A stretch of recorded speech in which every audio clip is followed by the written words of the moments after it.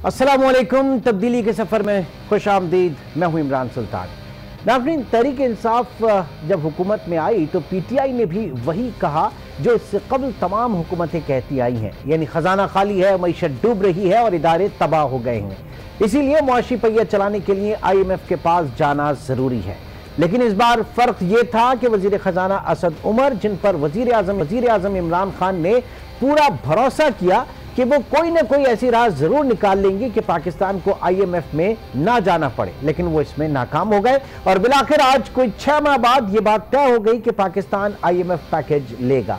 शराइत किसकी मानी गई? क्या पाकिस्तान ने IMF के सामने हथियार डाले या फिर IMF ने कोई अपनी शराइत नरम की? अभी एक राज है और शायद ये राज ही रहे, क्योंकि इस पैकेज को लेकर पहले ही तहरीक इंसाफ की हुकूमत को अपोजिशन की तरफ से काफी तनकीद का निशाना बनाया जा चुका है। दोस्त ममालिक के मुआशी पैकेजेस भी पाकिस्तान को IMF के पास जाने से ना बचा सके।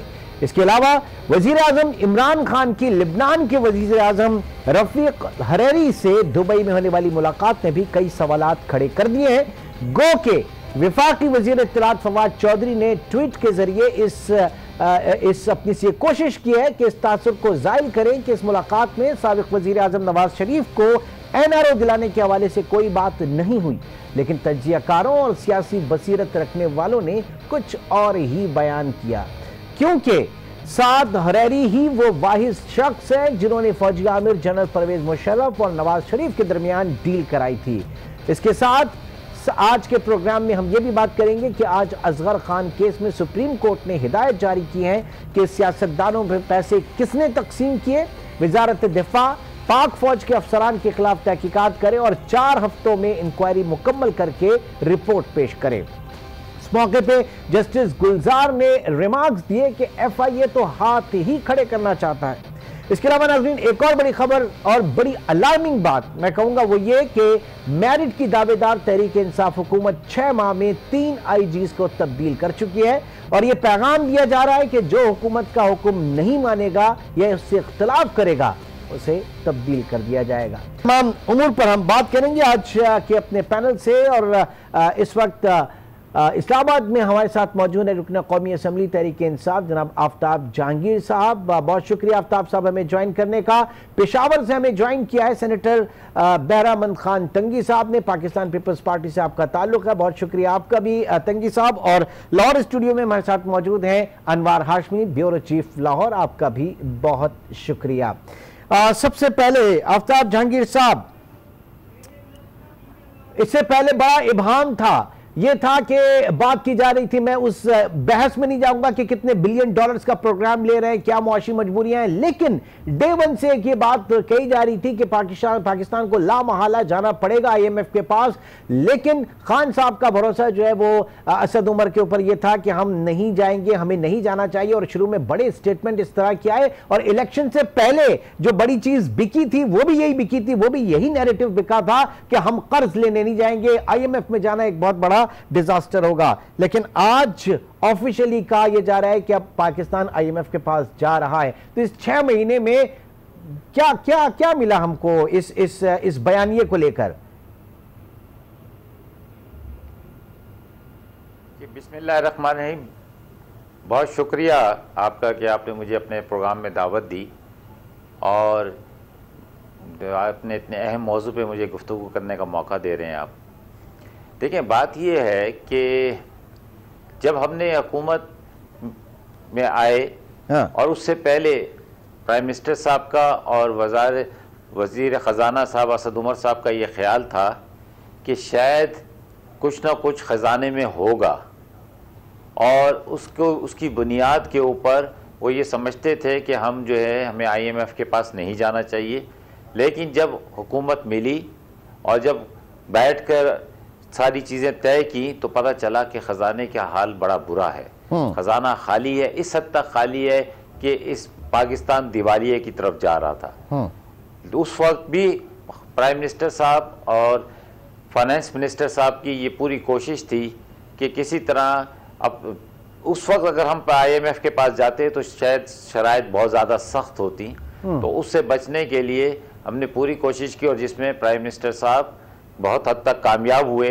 बल्कि मैं ये समझता हूँ कि दोस्त ममालिक ने, मुस्लिम ममालिक ने हमारा भरपूर साथ दिया और उसकी बुनियाद पर अब हम इस पोजीशन में हैं कि हम IMF के साथ कुछ उनकी शराइत और कुछ अपनी शराइत पर बातचीत कर सकें।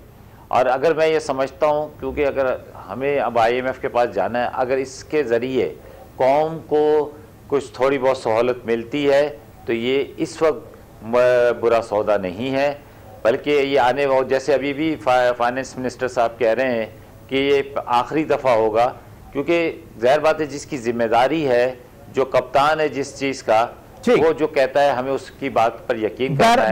बहरहाल देखिए ये शायद जी ये डे वन से कहा जा रहा था, बिजनेस रिकॉर्डर अपने एडिटोरियल्स में लिख रहा था बाकायदा, और कि IMF के पास ला महाला पाकिस्तान को जाना पड़ेगा, और इस ना जाने के हवाले से बीच में जो तशवीश थी उससे बड़ा नुकसान हुआ। बहरहाल बैरमन सईद साहब, ये 16वां प्रोग्राम, इससे पहले हमेशा हर हुकूमत का यही वतीरा के आने के बाद जो है कहा गया कि हमारा जो है वो खजाना खाली रहा, खजाना खाली रहा, खजाना खाली रहा।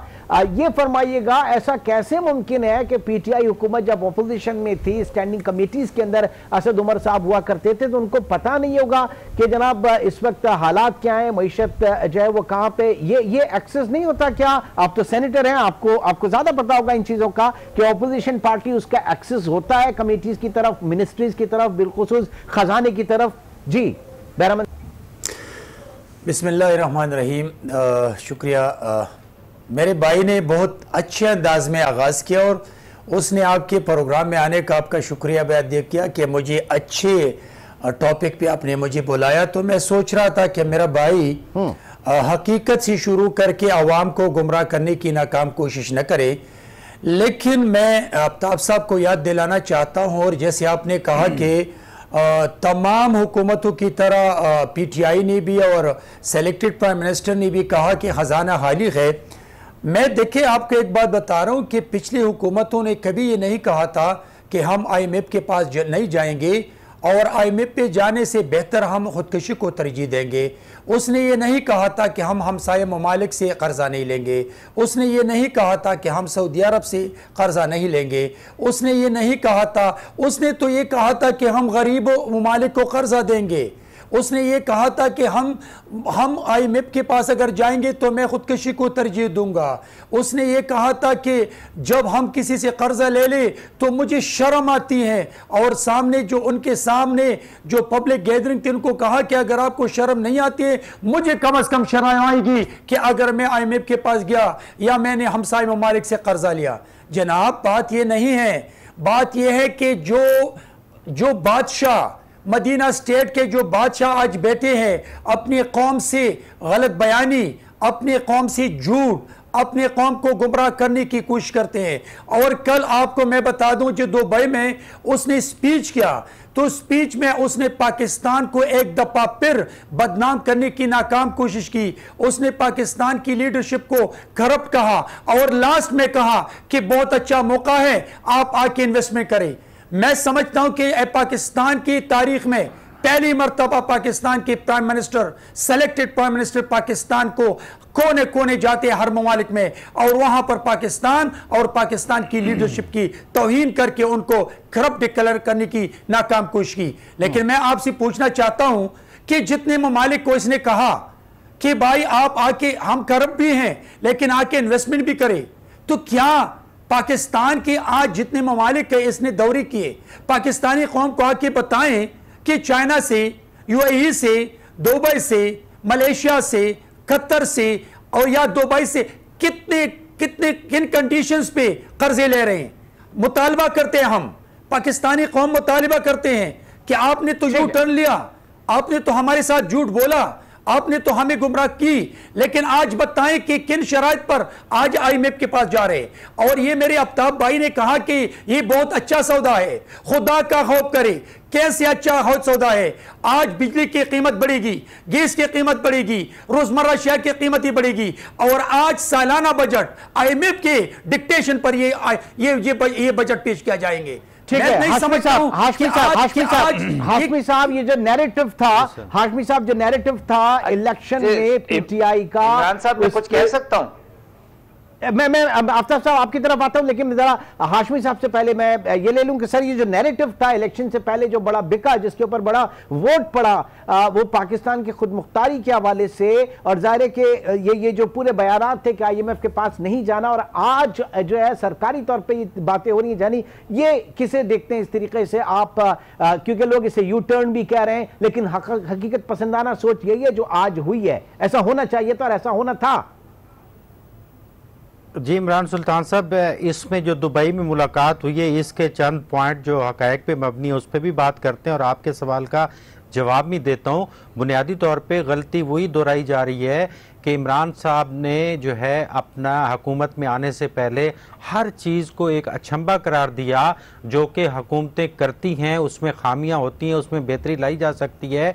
उन्होंने मौजे तुंग के इनकलाब का जो है वो बेड़ा उठा लिया था, और मौजे तुंग का इनकलाब, मुआशी इनकलाब तब आया था जब पूरी कौम ने सदर समेत, हुकूमत समेत कई दहाइयों तक सिर्फ खद्दर के कपड़े पहने थे और कोई दूसरा कपड़ा इस्तेमाल नहीं किया था, कि जब तक कौम जो है वो अपने पाँव पे खड़ी नहीं हो जाती, कर्जे उतर नहीं जाते, मईशत संभल नहीं जाती, तो वो बातें इमरान साहब जो है वो किया करते थे।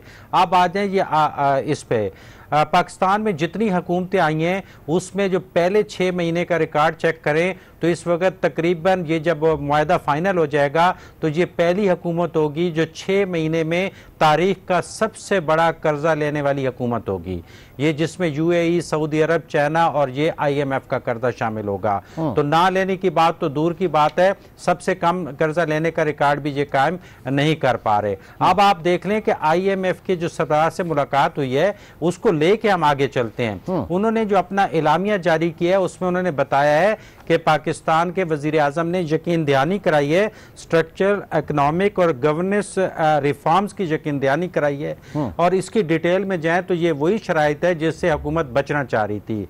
इस मुआहदे, इस मुलाकात के फौरी बाद जो इमरान खान ने पहला खिताब किया उसमें वाज़ेह अल्फाज में जो इंग्लिश में खिताब जारी हुआ है, मैं उसकी 2 लाइनें सिर्फ आपको पढ़ के सुनाता हूं। तो इमरान खान ने कहा है कि मेरी कौम को कर्जों की अदायगी के लिए अब तकलीफ दे मुआशी इस्लाहात का सामना करना पड़ेगा, और उन्होंने लफ्ज़ लिखा कि मैं दोहराता हूं कि ये तकलीफ दे अमल होगा और ये सर्जरी की तरह होगा। वो इशारा दे रहे थे कि अब IMF जो आपको पैकेज देने जा रही है, हमें ये आने वाले बजट से लेके अगले बजट तक एक सख्त शराइत जो है वो कौम पे लागू करनी पड़ेगी। यकीनन उसका ब्रीफ यही होता है कि आप मैंने बजट कम कर रहे हैं। आफ्ताब साहब, बात यहां पे कि अब मरीज की सर्जरी, वो मरीज जो कि वो मईशत जो कि आपके इंक्यूबेटर के ऊपर, वो मरीज है सुल्तान साहब, ये वो मरीज है जो पिछले 30 साल से मरीज था। अब उसका वक्त आ गया है कि उसकी इलाज करने का वक्त आया है। अभी सेनेटर साहब बात कर रहे थे तो ऐसा लग रहा था कि शायद वो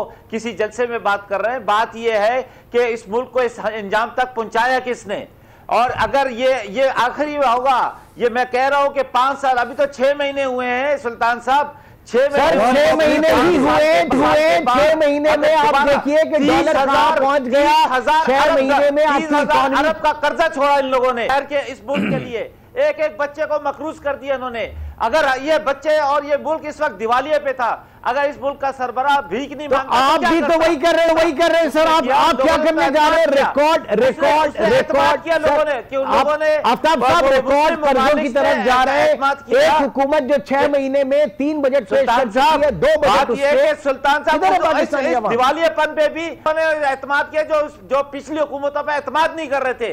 उन मुल्कों ने आए, UAE के ताल्लुकात आपको पता है नवाज शरीफ के दौर में कैसे थे, बिल्कुल ना होने के बराबर।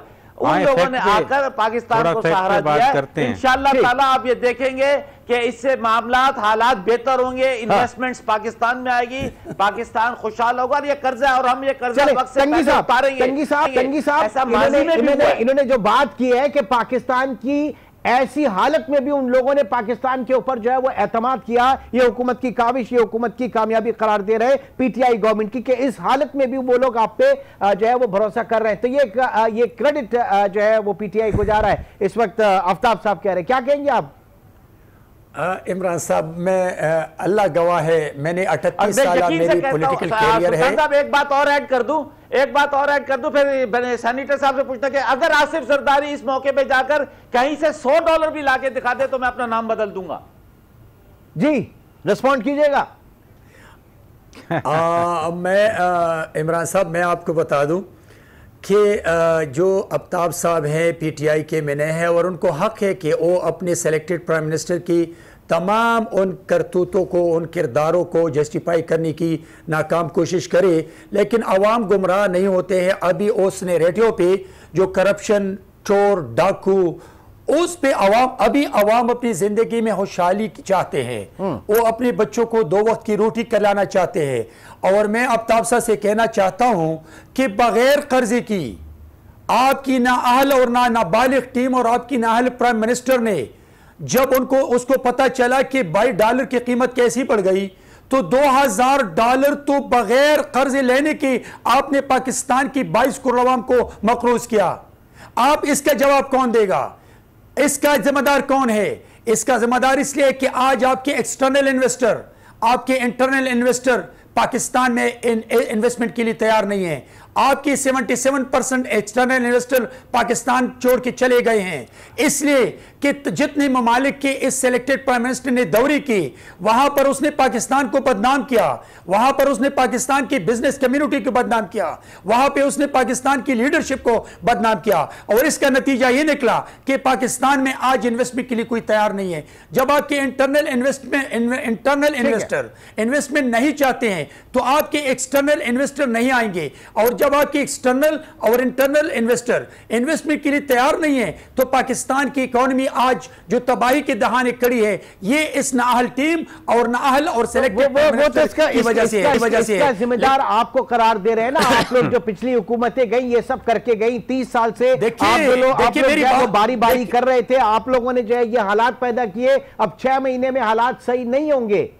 देखिए, मैंने तो 50 करोड़ नौकरियां और मैंने 50 लाख घर और 1 करोड़ नौकरियां तो नहीं मांगी है। मैं तो 6 महीने के रिकॉर्ड में जवाब मांगता हूं। 6 महीने में किसने गैस की कीमत है, बिजली की कीमत, इतना कमाया हुआ, इतना लूट का माल है आप लोगों के पास, आप थोड़ी कमा रहे हैं। देखिए, आप कंटेनर से नीचे उतरे, आप कंटेनर से नीचे उतरे। आफ्ताब साहब थोड़ा सा सब्र करें, आप हुकूमत में हैं, आप गुस्सा न करें। आप आवाम को गुमराह न करें, आवाम को जवाब दें। हाशमी साहब, आफ्ताब साहब यकीनन हुकूमत के नुमाइंदे हैं। नहीं है, आफ्ताब साहब चेयरमैन से तो कहे अमेरिका में बैठ के आप यहाँ सिलेक्टेड कह रहे हैं, वो भी नहीं कहा सिलेक्टेड। फॉरेन साहब, मैं कह रहा हूं, कौन कहती है सिलेक्टेड प्राइम मिनिस्टर? अच्छा, जरा बीच की राह भी तो लेते हैं। चेयरमैन कहता है कि मैं सिलेक्टेड नहीं कहा, वो कहता है ये मुंतखब चेयरमैन प्राइम मिनिस्टर है। ये सेलेक्टेड प्राइम मिनिस्टर है, सेलेक्टेड। देखिए, ये आप लोगों की इंटरप्रिटेशन है। ये आपका चेयरमैन मना का इनकार कर रहा है इसका, वो कहता है ये मुंतखब हाशमी साहब, मेरी प्राइम मिनिस्टर ने स्पीच में कहा था। और आफ्ताब साहब, तंगी साहब और आफ्ताब साहब, जरा हाशमी साहब को भी बात करने दें। जी हाशमी साहब, बोलिएगा। देखें, ये दोनों आपने एक बड़े संजीदा और टेक्निकल टॉपिक दिए हैं, तो इस पे यकीनन दोस्तों को चाहिए कि अगर फैक्ट के साथ हम बातें करें तो इसमें बहुत बेहतरी होगी। मसलन जैसे आफ्ताब साहब कह रहे थे कि आसिफ जरदारी तो 100 अरब डॉलर या 100 अरब डॉलर भी लाने के काबिल नहीं है, तो ये अपनी बात की तरदीद कर रहे हैं। इनका तो इल्जाम ही यही है कि वो अपने अरबों डॉलर कर्जा ले चुकी हैं। एक तो पहली बात तो ये होनी चाहिए ना कि अपनी बात की तरदीद कर रहे हैं, उन पे इल्जाम है कि वो अरबों डॉलर के कर्जे ले चुके हैं। अब दूसरी बात ये है कि बुनियादी तौर पे ये तकरीर का इशू नहीं है। इमरान खान ने जो एजेंडा दिया था कि कर्जे ना लेने का या बचत करने का, बेसिकली वो अपना हुकूमत अपना लाइफस्टाइल चेंज नहीं कर सकी। एक छोटी मिसाल दे देता हूं ना, आप दोबारा वही जो रिपीट होती है कि अभी सऊदी अरब के वली अहद शहजादा जो है वो तशरीफ ला रहे हैं। अब आप उनको कहां इस्तकबाल देंगे? उसी वजीर आजम हाउस में जहां पे करोड़ों रुपए के अखराजात होंगे, जिसके बारे में इन्होंने वोट लिए थे कि हम 10 मरले के मकान में रहेंगे ताकि आने वाले बादशाहों को पता चले कि ये गरीब मुल्क है।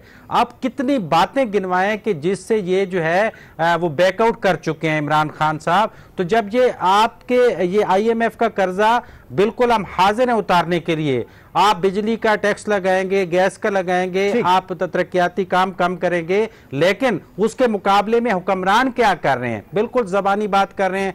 आपको भी इमरान साहब पता है चारों सूबाई हुकूमतों के गवर्नर हाउसेज, वजीर आला हाउसेज उसी तरह काम कर रहे हैं, वजीर आजम हाउस उसी तरह काम कर रहे हैं। तो ये मिसाल देने का मतलब है कि आप IMF की तरफ चलो चले गए, अपनी बात से मुकर गए, लेकिन साथ शो करें कि आप कितनी जो है अपने लाइफस्टाइल हुक्मरानी का चेंज किया है, ताकि पब्लिक और आपका शेयर बराबर होना चाहिए अदायगी का, तो फिर अंदाजा होता है कि आप कितने संजीदा हैं। वैसे बहरामन साहब, जाते जाते चूंकि एक ब्रेक की कॉल है, लेकिन उससे पहले मैं ये भी बता दूं कि आपके दौर में, पीपल्स पार्टी के दौर में IMF के साथ साथ एक फ्रेंड्स ऑफ पाकिस्तान क्लब भी बना था, कि जिसमें तवक्का थी कि ये पाकिस्तान के अहबाब दोस्त ममालिक जो है पाकिस्तान को कर्जा देंगे, लेकिन उनकी प्लेजिंग नहीं आई थी। वो बड़ी मायूसी हुई थी इस वक्त पाकिस्तान को। इसमें भी बात करेंगे, एक छोटे सा ब्रेक, और ब्रेक के बाद नाज़रीन मिलेंगे, असगर खान केस भी डिस्कस करना है, और साथ हरेरी का जो बयान सामने आया इसके ऊपर जो सियासत है इसको भी डिस्कस करेंगे एक छोटे से ब्रेक के बाद। वेलकम बैक नाज़रीन। आपको जैसे कि आप जानते हैं कि इस वक्त प्राइम मिनिस्टर की मुलाकात जो है वो लेबनान के वज़ीर आज़म से हुई दुबई में, जहां पे गवर्नमेंट समिट जो है वो चल रहा था। साइड लाइन पर ये मुलाकात हुई, और इस मुलाकात के हवाले से ये कहा जा रहा है कि वहां पे ये बात भी डिस्कस हुई कि आपने यानी साद हरेरी जो हैं उन्होंने मुशर्रफ से NRO करवाया था नवाज शरीफ का, और उनको कहा गया कि अब ऐसा कोई NRO जो है वो नहीं होगा जिस पे साद हरेरी का कहना था, बल्कि हमारे जो असद उमर साहब और हमारे फवाद चौधरी साहब हैं वो इसको जो बता रहे हैं, जो रिपोर्ट हुआ मीडिया में कि साद हरेरी ने अपने हाथ उठा लिया और कहा कि अब ऐसा नहीं करूंगा, क्योंकि ये मेरी बहुत बड़ी गलती थी। शरीफ फैमिली ने कोई भी कमिटमेंट जो है वो अपनी पूरी नहीं की। नाउ तंगी साहब, आपसे मैं जानना चाहूंगा, क्या आप समझते हैं कि वाकई इस तरह की बात हुई होगी? क्योंकि उसके बाद जो है वो जो ट्विटर के ऊपर इसका तासुर जाहिर करने की भी कोशिश की, और जो सिफारती आदाब हैं क्या वो इसकी इजाजत देते हैं कि एक मुल्क का वजीर आजम दूसरे मुल्क के वजीर आजम से जब मिले और उसके बाद जो बात हो उसके उस तरीके से जो है वो डिस्कस किया जाए? जी देखिए इमरान साहब, मैं आपको एक बात बता दूं कि पहले दिन से जो हमारे PM साहब हैं उसने जिनके साथ भी मुलाकात की, जिस मुल्क का दौरा किया है, वहाँ से ये खबरें आ रही है कि अगर चाइना हमें कर्जा देते हैं तो हमें इस चीज़ का पाबंद बनाया कि आप किसी को न बताएं। इसी तरह मतलब कि UAE से जो कंडीशन डिसाइड किए वो कह रहे हैं कि हमें मना किया गया है। इसी तरह आज मतलब कि जिसके साथ हरेरी के साथ इसकी मुलाकात हो चुकी है, इनके फेडरल मिनिस्टर ने परमिशन और फिनांस मिनिस्टर ने ट्वीट के जरिए कहा कि ऐसी कोई बात नहीं है। लेकिन मैं आपको बताना चाहता हूं कि मुस्लिम लीग नवाज ग्रुप की लीडरशिप ने और पार्लियामान के फ्लोर से तकरीबन तमाम लीडरशिप ने हर मौके पे ये कहा कि अगर इमरान साहब NRO की बात करते हैं कि मैं NRO नहीं दूंगा, या उनके मिनिस्टर कहते हैं कि हम किसी को NRO नहीं देंगे, तो उसी फ्लोर से जब ये आवाज आती है कि भाई जो NRO मांगते हैं तो कौम को बताएं। जब बाहर ममालिक में बैठ के आप दुनिया को यह बताना चाहते हैं कि पाकिस्तान की लीडरशिप करप्ट है, तो आपके ऊपर पाकिस्तान की 22 करोड़ अवाम का हक है कि आप पाकिस्तान की 22 करोड़ अवाम को बताएं कि कौन NRO मांग रहे हैं और किसके लिए NRO के लिए काम किया जा रहा है। तो मैं समझता हूं कि ये कंफ्यूज हुकूमत है, ये सेलेक्टेड हुकूमत है, जाली मैंडेट के जरिए आई है, इनकी कोई सिम्मत नहीं है, न इकोनॉमी की सिम्मत है, न फॉरेन पॉलिसी की सिम्मत है, न गुड गवर्नेंस की सिम्मत है, और पता कि ये क्या करने जा रहे हैं। बताइए NRO असल में मांग कौन रहा है? ये कहा जा रहा है कि नहीं लिया जाएगा, लेकिन मांग कौन रहा है ये नहीं बताया जा रहा, और किससे मांग रहा है? अच्छा मैं बता देता हूं। सेनेटर साहब से पूछते हैं कि जब 10 साल का माहिदा करके नवाज शरीफ साहब गए थे तो क्या कौम को एतमाद में लेकर गए थे? क्या कौम से उन्होंने कहा था खुदा के लिए आप बताएं ना, NRO मांग रहा हूं? क्या जब जरदारी साहब ने NRO मांगा तो क्या कौम को एतमाद में लिया था उन्होंने? और भाई ये वही लोग हैं जो सवाल किया उसका जवाब दे। नहीं, आप मांझी गाड़ी आप अभी का बता देना। आफ्ताब साहब आप अभी का बता दें कि NRO कौन मांग रहा है, किससे मांग रहा है? इमरान साहब, ये नवाज शरीफ मांग रहा है, जरदारी मांग रहा है। किससे मांग रहा है? अपने दोस्तों के जरिए लेके है। किससे मांग रहा है? जो हुकूमत है वक्त से मांग रहा है।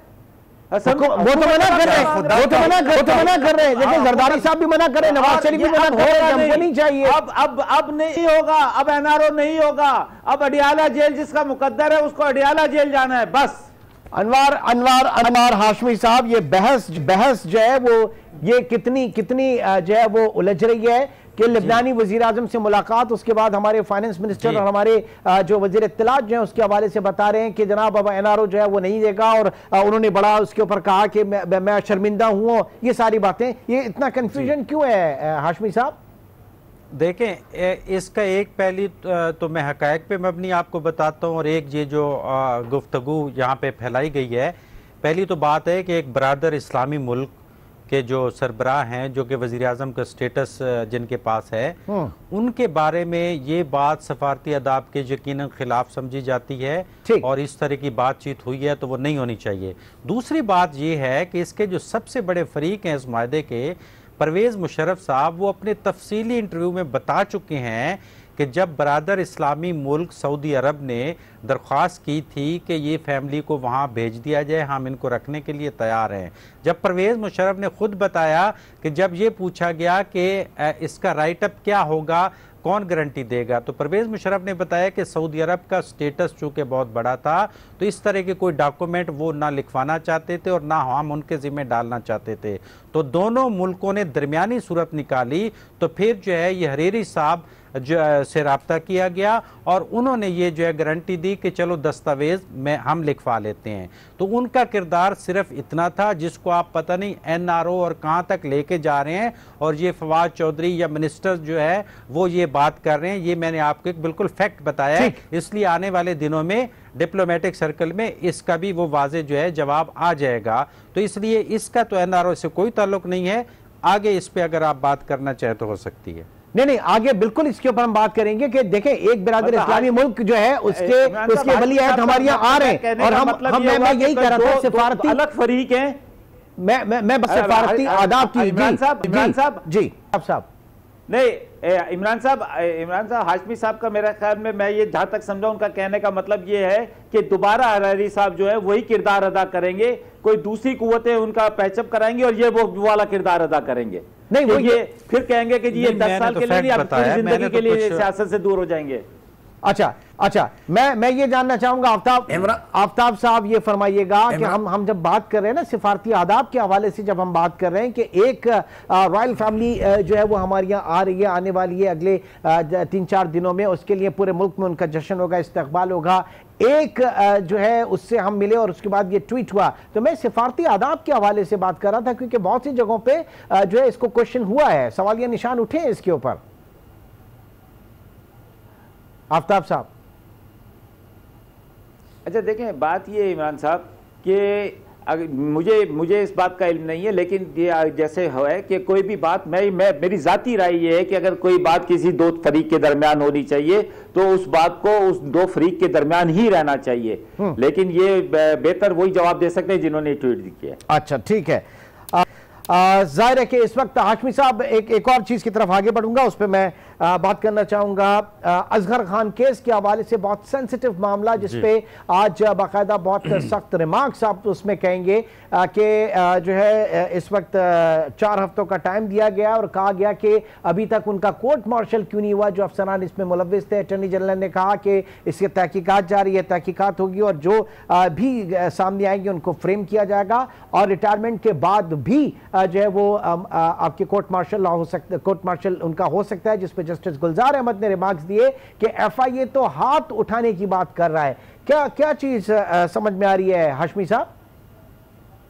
देखिए, इस मुख्तसर पीरियड में जो 2 फैसले आए हैं, एक फैजाबाद धरने का फैसला, उसके अंदर भी कुछ लाइनें ऐसी हैं, और ये असगर खान केस का जो फैसला है जो कि 2012 में आ चुका था और उसको इम्प्लीमेंट कराने के लिए जो अहकामात दिए गए हैं, यकीनन ये केस भी अब PTI की हुकूमत के लिए और उसकी 2 वजारतों के लिए बहुत बड़ा इम्तिहान है, क्योंकि इमरान खान दीगर बातों की तरह इस केस का भी बहुत हवाला दिया करते थे। अब किस्मत ऐसी है कि उनके ही दौर में इसको इम्प्लीमेंट करने के लिए हिदायत कर दी गई है, लेकिन इम्प्लीमेंट में इस फैसले के 2 हिस्से हैं। एक हिस्सा जो है वो तो डिक्लेयर हो गया है कि इस पूरी डील के मास्टरमाइंड कौन थे, जो पहले बेनजीर की गवर्नमेंट गिरानी थी और अगली गवर्नमेंट नवाज शरीफ को लाने के लिए मदद करनी थी, जिसके लिए वो पैसा दिया गया था।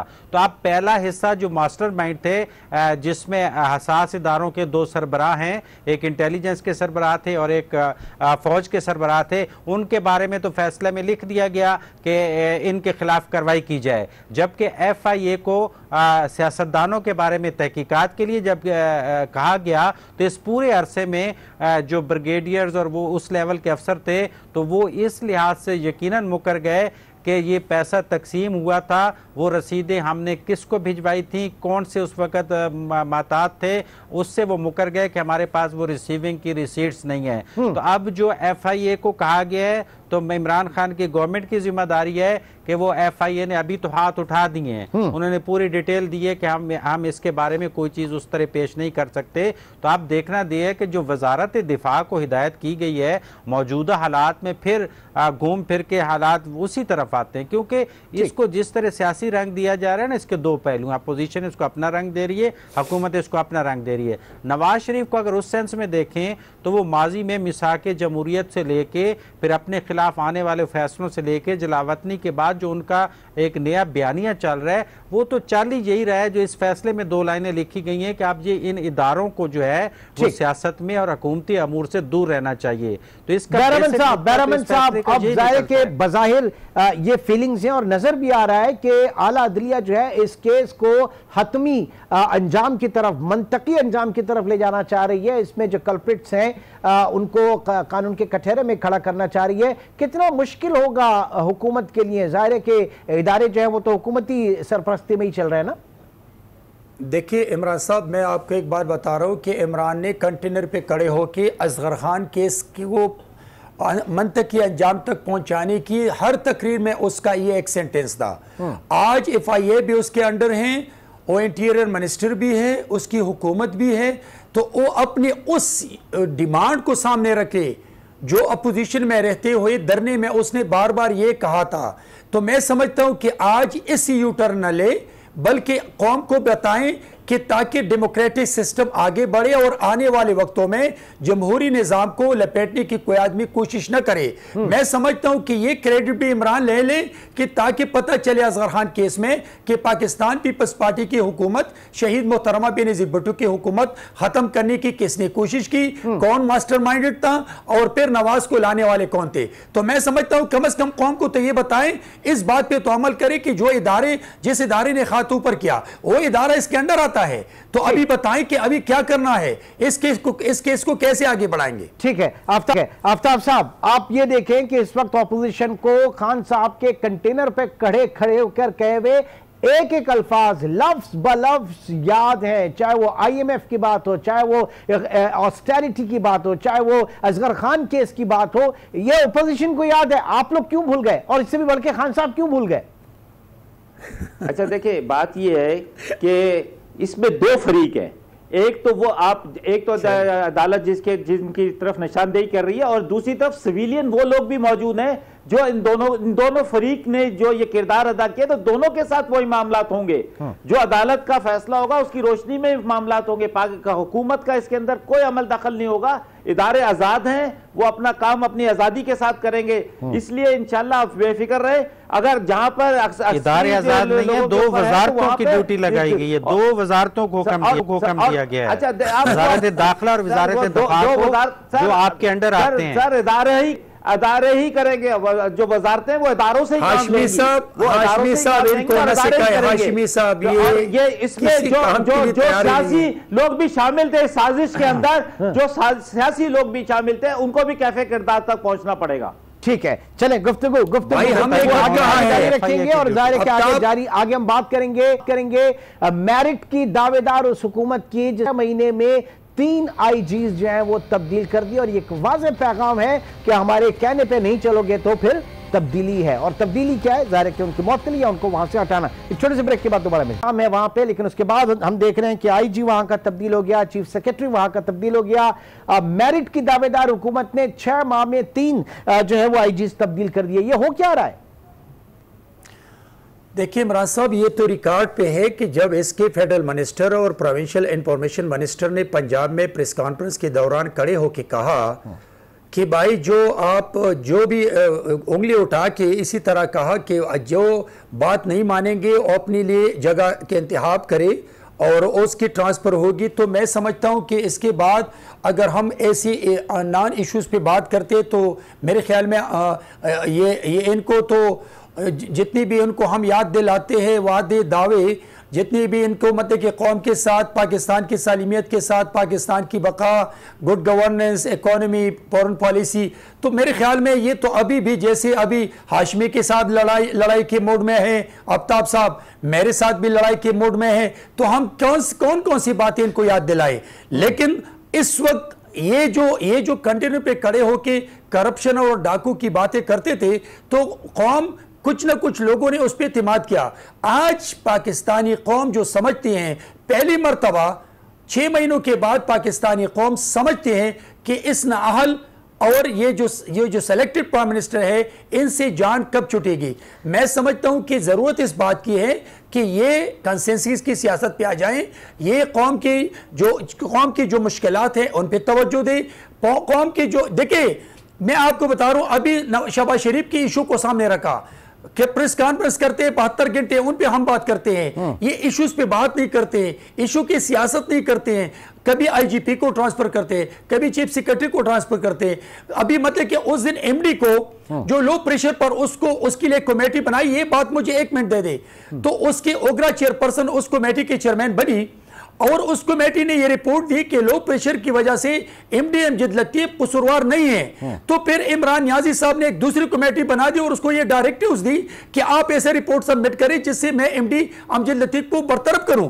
उस अमजद लतीफ को बरतरफ किया, लेकिन उसके बाद जो दूसरा एमडी तैनात किया, आज भी ऐसी जगह है कि 15-20 घंटे लोड शेडिंग है, प्रेशर लो प्रेशर है। तो मैं समझता हूं कि इनके जिस बंदी को चेहरा पसंद नहीं है या जो इनकी डायरेक्टिव्स नहीं मानते हैं, जो ऑफिसर इनकी डायरेक्शन नहीं मानते हैं, तो उनको ट्रांसफर करते हैं। साहब ऐसा क्यों हो रहा है? ऐसा क्यों हो रहा है कि आपको ब्यूरोक्रेसी पसंद नहीं है या ब्यूरोक्रेसी को आप पसंद नहीं है? क्या मसला क्या है? अच्छा देखिए, पहली बात तो ये सुल्तान भाई के ये जितनी ब्यूरोक्रेसी है ये वो पौधे हैं जो तनावर दरख्त हैं जो हमारे दौर के नहीं है। 6 महीने में कोई भी नहीं लगा। ओ खुदाया, यानी आप कहां से शुरू करना? अच्छा सुने फिर आप इस मुल्क को शुरू तो सही करना चाहते हैं। सेनेटर साहब सुने तो सही, अगर ये कोई आईनी वो नहीं, ये हम ये समझते हैं कि जिसके साथ हम कंफर्टेबल होगी गवर्नमेंट, वो उसके साथ काम लेगी, काम उसकी परफॉर्मेंस की बुनियाद पर होगा। सर इससे पहले रिकॉर्ड पे ऐसे लोग हैं जिनकी आप तारीफ किया करते थे, जिनको आप बिठाकर आप रिफॉर्म लिया जा रहा है, तो एक-एक 2-2 महीने में वो खैराबाद कह गए। ऐसे लोग हैं सर, तब्दील कर दिया। इसमें कौन सी बड़ी बात है? ये है कि एडमिनिस्ट्रेटिव पोजीशन ली हुई कि जो आदमी काम नहीं करेगा, जिसकी जो भी शिकायत आएगी उसको उसका मुताबिक उसको तब्दील कर दिया जाएगा। तो फिर बताइए ना, आईजी क्या मसला था सर? क्या प्रॉब्लम था आईजी के पीके से?